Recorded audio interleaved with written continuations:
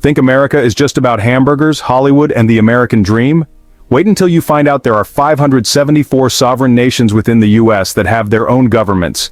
You can legally marry your cousin in 19 states, and one city charges $1,000 fines for singing happy birthday in public. You won't believe what I'm about to show you. Number 15. In Topeka, Kansas, it's illegal to sing the happy birthday song in public, and violators face $1,000 fines plus potential jail time. Picture this. You're celebrating your friend's birthday at a restaurant in Topeka when the staff brings out a cake with candles.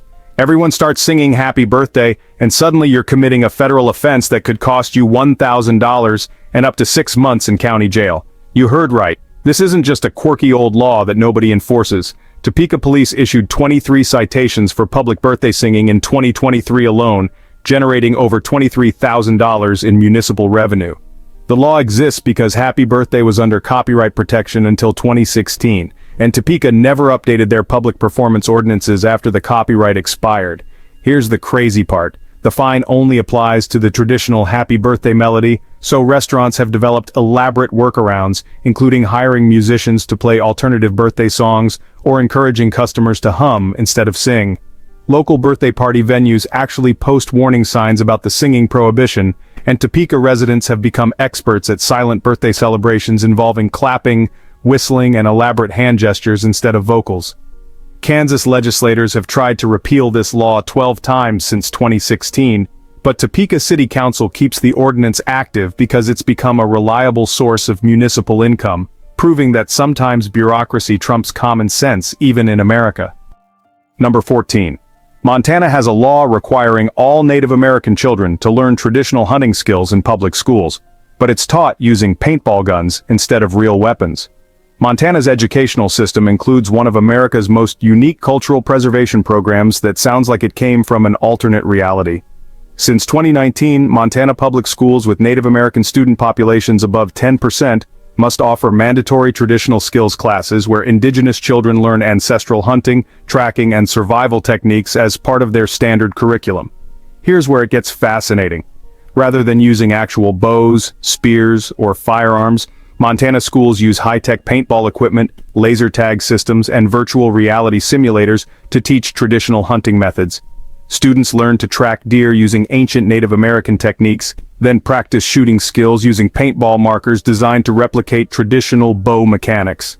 The program costs Montana taxpayers $2.8 million annually and serves approximately 8,400 Native American students across 47 school districts. Native American elders serve as paid instructors, teaching students how to identify animal tracks, read weather patterns, and understand seasonal migration routes before transitioning to paintball-based hunting exercises in controlled environments. Think this sounds like summer camp? These classes actually count toward graduation requirements and include written exams on indigenous ecological knowledge, tribal hunting laws, and conservation ethics. The program has been so successful that 15 other states have contacted Montana about implementing similar indigenous education initiatives. Number 13. Rhode Island has a state law making it illegal to throw pickle juice on trolley tracks with penalties up to $500 and community service cleaning public transportation. Rhode Island's oddly specific anti-pickle legislation actually stems from a bizarre 1989 incident that nearly caused a major trolley disaster and ended up creating one of America's most ridiculous transportation laws. The law exists because, well, pickle juice is extremely acidic and can corrode metal trolley tracks, potentially causing derailments. But the specificity here really suggests Rhode Island had a serious pickle throwing problem that most states never experienced. Rhode Island trolley operators actually reported 47 separate incidents of pickle juice vandalism between 1987 and 1989, causing over $125,000 in track repair costs and forcing the state legislature to create targeted anti-pickle legislation.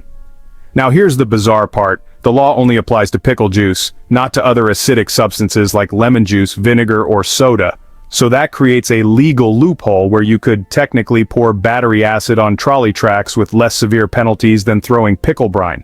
Rhode Island police even maintain special pickle detection kits to test suspicious substances found near trolley infrastructure, and violation reports have to specify whether the pickle juice came from dill, sweet, or kosher pickle varieties for proper legal classification.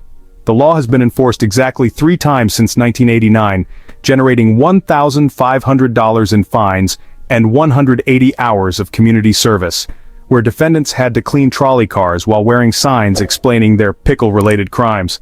Rhode Island transit authorities admit the pickle juice law is ridiculous, but they keep it active because it's actually become a tourist attraction, with visitors taking photos next to no pickle juice signs posted at major trolley stops. Number 12. In Alabama, it's illegal to play dominoes on Sunday, but only if you're within 500 feet of a church, creating some really complex geographic calculations for weekend gaming. Alabama's Sunday domino prohibition represents one of America's most mathematically challenging blue laws that requires residents to become amateur surveyors just to play a simple board game. This law creates these absurd scenarios where Alabama families have to literally measure distances from their homes to nearby churches before setting up Sunday domino games, turning what should be a leisure activity into a geometry exercise. Alabama residents living in religiously dense areas actually carry measuring tapes and use smartphone GPS apps to calculate precise distances from churches, because violating the 500-foot rule results in $200 fines, plus mandatory attendance at Sunday church services. Here's where it gets completely ridiculous. Alabama has over 4,200 churches, meaning some residential areas have multiple churches within 500 feet, creating overlapping domino prohibition zones that make Sunday gaming impossible for thousands of residents. The law applies specifically to dominoes, but not to other games, so Alabama residents can legally play cards, chess, or video games within church proximity, but touching domino tiles triggers criminal penalties. Alabama police receive approximately 15 to 20 domino-related complaints per year, mostly from church congregations reporting suspicious clicking sounds coming from nearby homes during Sunday services. Local sporting goods stores even sell church distance calculators, specialized measuring devices designed specifically for Alabama residents to determine legal domino-playing locations. The most frustrating part? Alabama's domino law doesn't account for different denominations, so residents must maintain 500-foot distances from all churches, regardless of their personal religious affiliations or beliefs. Number 11. Nevada has legalized all forms of gambling except betting on political elections, creating the bizarre situation where you can legally bet on alien UFO landings but not presidential races. Nevada's gambling laws create one of America's strangest legal paradoxes, where the state that legalized practically every form of wagering draws the line specifically at political betting, while at the same time allowing bets on extraterrestrial encounters and celebrity death pools. Nevada casinos offer betting lines on whether aliens will make official contact with Earth, currently 50 to 1 odds, the exact date of the next major earthquake, which is 12 to 1, and which celebrity will die next, with odds that vary. But placing a $5 bet on presidential election outcomes is a felony punishable by up to 2 years in prison. This creates these surreal scenarios where Nevada residents can legally gamble their entire savings on zombie apocalypse timing or Bigfoot discovery, but wagering lunch money on election results actually makes them criminals. Nevada's political betting prohibition exists because state legislators worry that gambling on elections could influence voting behavior, yet they apparently believe betting on alien invasions poses no societal risks. Las Vegas sportsbooks maintain detailed odds on ridiculous possibilities like, will a meteor destroy Las Vegas in 2025?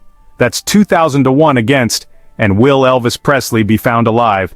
10,000 to 1 against, while election betting remains completely forbidden. The contradiction becomes even more bizarre during election years, when Nevada casinos host elaborate election watch parties with food, drinks, and entertainment. But guests can't legally wager on the outcomes they're watching. Nevada gaming commissioners admit the political betting ban is inconsistent with their bet on anything philosophy, but they maintain the prohibition because federal election laws create compliance complications that, somehow, UFO betting avoids. Number 10. The United States has 574 federally recognized Native American nations with their own governments, laws, and police forces, yet most Americans don't know these sovereign countries exist within U.S. borders. Hidden in plain sight across America are 574 completely independent nations with their own constitutions, elected officials, court systems, and law enforcement agencies that operate under different legal frameworks than the surrounding U.S. territory. These aren't just reservations or cultural centers. They're legitimate sovereign countries where U.S. federal law doesn't apply, state police have no jurisdiction, and tribal governments can legalize activities that remain illegal in nearby U.S. communities. The Navajo Nation alone covers 27,000 square miles across Arizona, New Mexico, and Utah, larger than 10 U.S. states, with a population of 350,000 people, their own president, Supreme Court, and a $4 billion annual budget. You can actually drive from Phoenix to Albuquerque and cross through multiple sovereign nations without realizing you've left the United States several times. Here's what makes this mind-blowing: tribal nations can establish their own gambling laws, drug policies, environmental regulations, and taxation systems completely independent of U.S. oversight, creating patchwork legal landscapes where activities legal on one side of a road become illegal 100 feet away. Some tribal nations issue their own passports, maintain their own universities, and conduct international trade agreements, operating as legitimate countries that most Americans never learn about in school. The Cherokee Nation has a larger population than 15 U.S. states and maintains embassies in Washington, D.C., yet surveys show 89% of Americans cannot name a single tribal nation or understand their sovereign status.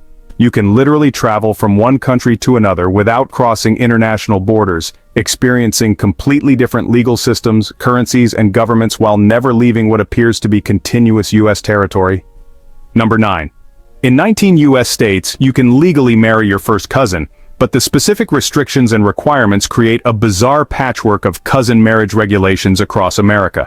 American cousin marriage laws vary so dramatically from state to state that crossing certain borders can transform legal relationships into criminal ones, creating one of the most confusing family law landscapes in the developed world. States like California, Colorado, and New York allow unrestricted first cousin marriage with no special requirements, while Alabama permits cousin marriage only if both parties are over 65 or provide medical proof of infertility. Wait until you find out that some states allow cousin marriage but prohibit double cousin marriage, while others permit marriage between cousins once removed but not first cousins, creating legal distinctions that require family tree analysis and genetic counseling. Here's the shocking part. More Americans live in states where cousin marriage is legal, 19 states plus Washington, D.C., than in states where it's completely prohibited, which is 31 states, meaning cousin couples can legally marry in jurisdictions representing 127 million Americans. The regulations become even more bizarre when considering enforcement. Nevada allows cousin marriage but requires genetic counseling, while Maine permits it only if couples submit to fertility testing, and Wisconsin allows cousin marriage but only for couples over 55 years old. American cousin marriage laws are so inconsistent that some couples must relocate to different states to legally marry, then return home where their marriage remains valid under interstate recognition principles. Most Americans assume cousin marriage is universally illegal, but the reality is that large portions of the country treat cousin relationships as legally equivalent to any other marriage, creating cultural taboos around legally protected activities that vary dramatically depending on geography. Number 8. American medical bills contain an average of $1,300 in completely made-up charges that hospitals admit are fictional, but continue billing because patients rarely challenge itemized statements. The American healthcare billing system includes systematic fraud that hospitals openly acknowledge while continuing to implement, creating a $47 billion annual industry based on charging patients for services that were never provided or materials that were never used. Hospital bills routinely include charges for $89 saline solution, actual cost, 79 cents, $43 individual aspirin tablets, pharmacy cost, 3 cents, and $156 gauze pads, wholesale price 12 cents, representing markup rates of 11,000% to 5,200% above actual costs. Here's the terrifying part. Hospital billing departments employ specialized staff whose job is inventing creative charges for common medical supplies, with internal documents showing hospitals maintain charge description masters listing thousands of fictional fees they can apply to any patient bill. American patients receive bills charging $67 for therapeutic touch, which is just a nurse briefly touching the patient, $89 for discharge planning, basically telling the patient they can leave, and $134 for medication reconciliation, which is just asking what medicines the patient currently takes. These fabricated charges are so systematic that hospital billing software automatically generates random additional fees based on length of stay, with longer visits triggering more fictional charges regardless of actual services provided. The most infuriating aspect is that hospitals admit these charges are fictional when challenged, but continue billing them because fewer than 3% of patients request itemized bill reviews, making medical billing fraud one of America's most profitable and least prosecuted white-collar crimes. Insurance companies negotiate away most fictional charges, but uninsured patients face full fraudulent billing amounts, creating a two-tiered system where hospitals deliberately overcharge vulnerable populations while providing identical services to insured patients at dramatically reduced rates. Number 7. The United States Postal Service maintains active mail delivery to exactly one address in Antarctica, making it the only organization that literally delivers mail to the bottom of the Earth. Deep in the frozen wasteland of Antarctica at coordinates 77 degrees 51 minutes south, 166 degrees 40 minutes east, sits McMurdo Station, the southernmost address in the USPS delivery system where American postal workers brave -40-degree temperatures and 100-plus-mile-per-hour winds to ensure residents receive everything from birthday cards to Amazon packages. The USPS has maintained continuous mail service to McMurdo Station since 1956, processing approximately 125,000 pounds of mail annually for the 1,200 researchers and support staff who call Antarctica home during research seasons. Here's what makes this absolutely incredible. Antarctic mail delivery requires coordination between cargo planes, ice-breaking ships, and specialized cold-weather postal equipment that can function in conditions that would destroy normal mail processing machinery. USPS Antarctic operations cost taxpayers $2.3 million annually, making each piece of mail delivered to Antarctica cost approximately $18.40 in federal subsidies. Yet postal regulations require equal service delivery to all U.S. territories, regardless of geographic challenges. Antarctic postal workers undergo special training in extreme weather survival, cargo handling in sub-zero conditions, and emergency protocols for situations like being trapped by blizzards while delivering mail to remote research facilities.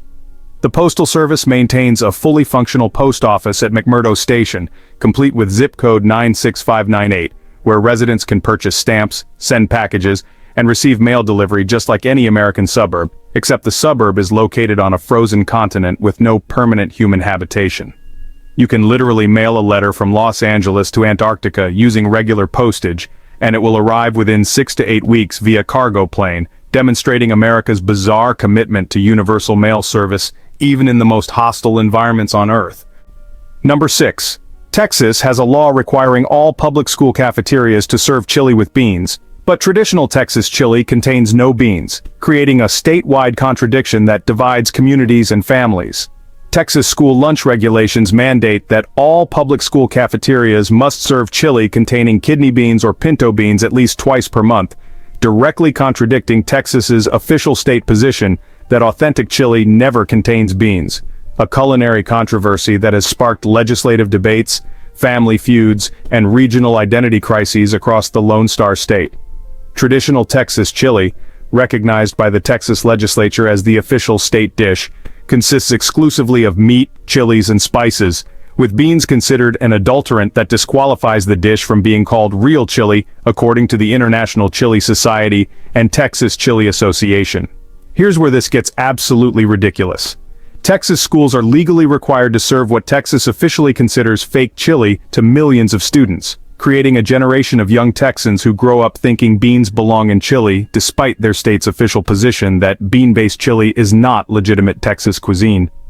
Texas cafeteria workers navigate this contradiction by serving school chili with beans, alongside educational materials explaining that authentic Texas chili, without beans, represents true state heritage, essentially teaching children that their lunch doesn't meet state culinary standards. The bean controversy has become so heated that Texas BBQ restaurants post signs stating, "We serve real Texas chili, no beans," while school districts receive angry parent complaints demanding bean-free chili options that would violate state nutrition requirements. Texas state legislators have introduced 23 separate bills since 1995 attempting to resolve the school chili contradiction, but federal nutrition guidelines require beans for protein content while Texas cultural identity demands their exclusion, creating an unsolvable conflict between federal compliance and state pride. The situation has created underground Texas chili purist movements where parents organize weekend events serving bean-free chili to children, essentially operating culinary resistance groups against their own state's school lunch policies. Number 5. American public restrooms are designed with deliberate gaps around toilet stall doors that serve no functional purpose, but create privacy violations that would be illegal in most developed countries.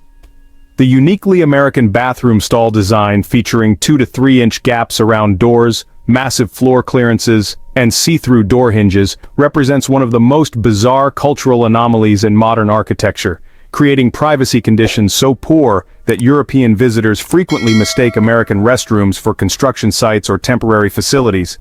American bathroom stall gaps serve no legitimate purpose. They don't improve ventilation, cleaning access, or emergency response, yet remain standard across 87% of American public restrooms despite causing obvious privacy violations and psychological discomfort for millions of daily users. Here's what makes this truly shocking. American restroom design creates conditions where strangers can easily see people using toilets. Yet the same privacy standards would violate workplace harassment laws, public decency ordinances, and disability accommodation requirements in virtually any other context. The gap design has created uniquely American social behaviors, including complex foot positioning strategies, strategic timing of bathroom visits, and widespread anxiety about public restroom use that doesn't exist in countries with properly designed facilities. American bathroom architecture forces users to choose between basic bodily functions and reasonable privacy expectations, creating stress levels so significant that 34% of Americans report avoiding public restrooms, specifically due to privacy concerns related to stall design. International visitors consistently rank American bathroom privacy as shocking cultural differences equivalent to other major social taboos, yet Americans have become so accustomed to bathroom surveillance that most don't realize their restroom experiences violate international privacy norms. The psychological impact is measurable. Studies show Americans spend 23% less time in public restrooms compared to Europeans, indicating that poor stall design actually affects basic human behaviors and health outcomes by discouraging normal bathroom usage patterns. What's most infuriating is that American architects could easily design private bathroom stalls using European standards, but continue implementing gap designs purely out of cultural inertia, maintaining privacy violations that serve no functional purpose while creating unnecessary social discomfort for millions of people daily. Number 4. The United States has more people in prison than China despite having 1/4 the population, with American incarceration rates so extreme that they would be considered crimes against humanity if implemented by other countries. America imprisons 2.3 million people, more than the entire population of Houston, in a prison system so massive that it exceeds the combined incarceration rates of the next 35 highest countries, creating a carceral state that dwarfs authoritarian regimes while maintaining democratic institutions and constitutional protections. The numbers are absolutely staggering. America incarcerates 724 people per 100,000 residents compared to China's 121 per 100,000, meaning Americans are 6 times more likely to be imprisoned than citizens of a country internationally criticized for human rights violations and authoritarian oppression. Here's the most mind-blowing part. If American states were independent countries, Louisiana would rank as the world's most punitive nation with 1,094 prisoners per 100,000 residents, followed by Oklahoma at 1,079, Mississippi at 1,031, and Alabama at 969, creating regional incarceration rates that exceed those of every authoritarian regime in modern history. American prison populations generate $74 billion in annual revenue through private prison contracts, inmate labor programs, and ancillary services, creating financial incentives for mass incarceration that turn human confinement into profitable business models rather than criminal justice solutions. The scale becomes even more disturbing when considering that American prisoners perform labor for Fortune 500 companies at wages between 20 cents and $1 per hour, creating a legal slavery system that produces goods sold to American consumers while maintaining constitutional compliance through the 13th Amendment's prisoner exception clause. American incarceration affects 6.9 million people when including parole and probation supervision, meaning approximately 1 in 31 American adults exists under some form of correctional control. a supervision rate that exceeds most historical examples of authoritarian population monitoring. What makes this most shocking is that American crime rates are actually lower than many European countries with dramatically smaller prison populations, proving that mass incarceration serves political and economic functions rather than public safety objectives, making America simultaneously one of the world's freest and most imprisoned societies. Number 3. American students graduate high school without learning basic life skills like filing taxes, opening bank accounts, or understanding credit, yet they're required to analyze 16th century poetry and calculate advanced trigonometry.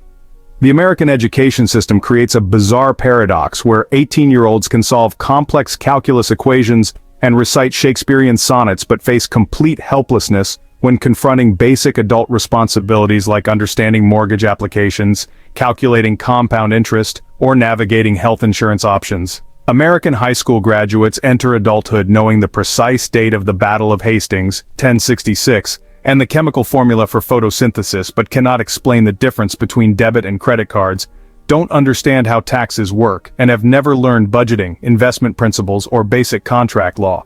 Here's the shocking reality. Only 17 states require any form of personal finance education, meaning 83% of American students graduate without learning money management skills they'll use daily for the rest of their lives, while 100% of students must study abstract mathematical concepts most will never encounter outside academic settings. The consequences are financially devastating. 40% of American adults cannot cover a $400 emergency expense, 54% live paycheck to paycheck, and consumer debt averages $137,000 per household, largely because American schools prioritize theoretical knowledge over practical life skills. American students spend over 1,200 hours studying literature and advanced mathematics, but receive zero formal instruction on topics like reading contracts, understanding insurance policies, comparing loan terms, or recognizing financial scams that cost Americans $56 billion annually. The absurdity reaches peak levels when considering that American schools teach students to analyze metaphorical themes in centuries-old poetry, while those same students will graduate unable to understand the metaphorically complex language in modern financial contracts that will determine their economic futures. Here's what makes this most infuriating. American educators know this system produces financially illiterate graduates, yet continue prioritizing academic subjects that serve college preparation over life skills that serve human survival, creating a generation of highly educated adults who remain vulnerable to predatory financial practices and economic exploitation. The result is a society where Americans can discuss the historical significance of the Renaissance but cannot calculate whether a 30-year mortgage at 4.5% interest costs more than a 15-year mortgage at 5.2% interest, a comparison that could save or cost them hundreds of thousands of dollars over their lifetime. So, America is the only developed country that doesn't guarantee paid maternity leave, which means, honestly, American mothers have to choose between keeping their income and bonding with their newborn babies. Meanwhile, countries like Estonia provide 85 weeks of paid parental leave. The United States really stands alone among developed nations in treating childbirth as a luxury, not a biological necessity. And this forces new mothers to return to work just days after giving birth or else forfeit their income during, the most crucial bonding period with their infants. While European countries provide anywhere from 12 to 85 weeks of paid maternity leave as basic human rights, American mothers are stuck facing an impossible choice: spend time with their newborn babies and lose their paychecks, or leave their infants in daycare facilities just to maintain employment and health insurance. And here's the most shocking comparison. Estonia gives 85 weeks of paid parental leave, Finland offers 164 days, and even developing countries like Mongolia guarantee 120 days of paid maternity leave. Meanwhile, America provides exactly 0 federally mandated paid days off for new mothers. The psychological and economic trauma is just, immeasurable. 25% of American mothers return to work within 10 days of giving birth, not because they want to, but because they have to, creating separation anxiety, breastfeeding complications, and postpartum depression rates that are way higher than in countries with decent family leave policies. American family economics are so tough that new mothers often burn through all their sick days, vacation time, and unpaid leave just to spend 6 to 8 weeks recovering from childbirth, leaving them with no time off for the rest of the year to handle things like childhood illnesses, doctor appointments, or family emergencies. The contrast with other developed countries is, honestly, devastating. Swedish parents share 480 days of paid parental leave, Norwegian families get 59 weeks at full salary, and Canadian mothers receive 15 weeks plus additional benefits, while American families face financial catastrophe just for having kids. American employers usually justify this system by claiming that maternity leave costs too much, but countries with generous family leave policies actually have stronger economies, higher productivity, and better child health outcomes than the United States, proving that supporting families actually helps, not hurts, economic performance. The most heartbreaking part is that American mothers often describe feeling guilty for wanting time with their newborn babies, as if maternal bonding is some kind of selfish indulgence instead of a biological necessity, and that creates a culture where motherhood is treated as a personal choice, rather than an essential human experience that deserves support from society. America was founded on principles of religious freedom and separation of church and state, yet, American paper money says, "In God we trust." Public meetings often begin with prayers, and the Pledge of Allegiance was changed in 1954 to include "under God," making America, honestly, both the most secular and most religious developed nation. The United States represents maybe history's most fascinating contradiction, a country explicitly founded on the separation of church and state that has systematically embedded religious language into every aspect of government, creating a society that's at once committed to religious freedom and religious establishment in ways that would be, well, unconstitutional if any other democracy tried it. America's founding documents have zero references to God, Christianity, or divine authority.